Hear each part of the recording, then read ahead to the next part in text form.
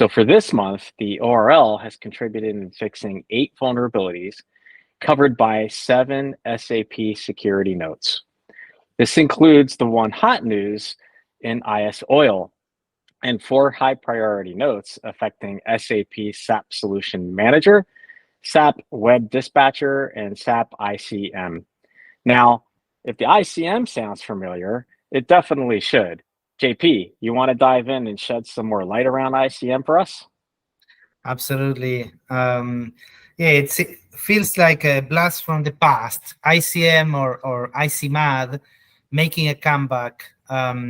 So for those of you who are not super familiar with the term ICM, it's an Internet Communication Manager from SAP. It's the web the web server, server that basically processes everything HTTP, HTTPS, and other protocols as well.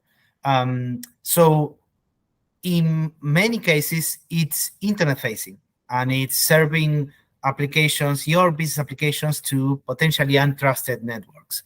Well, SAP released in July Patch Tuesday two new patches fixing 2 vulnerabilities: CVE 2023-33987 and CVE 2023-35871.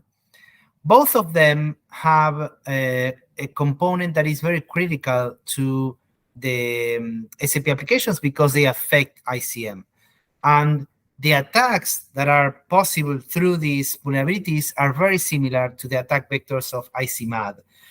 That's why we are kind of paraphrasing the ICMAD, the return of ICMAD, but really it's something, this is no joke, right? This is something that is very critical and organizations should address, especially if you have HTTP2 enabled, because the key difference here is that is basically bringing all of those ICMAD attack scenarios and some other vulnerabilities into HTTP2 and basically enabling that in a different version of the protocol, which is enabled by default in most of the newest SAP products like S4HANA, for example. So it's very, very important to address this. The good thing is that there is a mitigation possible, a configuration that disables HTTP2.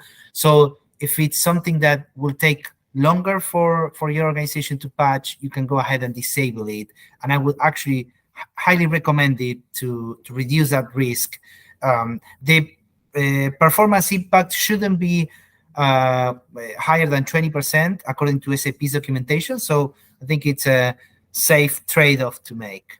Yeah, it's something to take a look at. True SAP security notes, really a comeback from the past, but definitely something to prioritize.